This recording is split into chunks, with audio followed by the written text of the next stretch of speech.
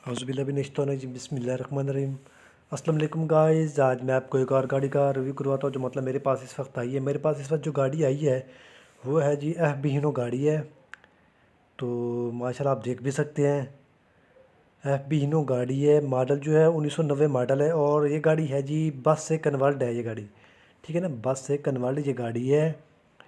FB हीनो 1990 model है और इसका जो नंबर है मियाँ वाली का इसका नंबर है। 4 सिलेंडर में इसका इंजन है, ठीक है ना।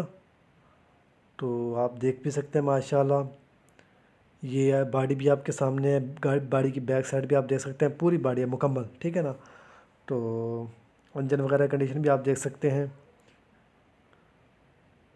तो 4 सिलेंडर में इसका इंजन है, स्टैंडर्ड पर है, गेयर से जो इसका बंद है। टायरों कंडीशन आपके सामने 10 से 12 आने तक इसके टायर भी हैं। फ्रेम डबल पीस में है इस गाड़ी का। गेयर से जो इसका बंद है।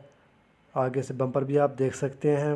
2 पीस धड़े वगैरह इसके अपने जेन्युइन है, ठीक है ना। 7D के नहीं लगे हुए, इसके अपने जेन्युइन है। आगे से बम्पर भी दे सकते हैं, कमानियाँ भी सही हैं, ओके हैं। गाड़ी डॉक्यूमेंट वगैरह सब कुछ क्लियर है। तो लाइक करें और हमारे चैनल चांटी मोटर क्लास में सब्सक्राइब करें।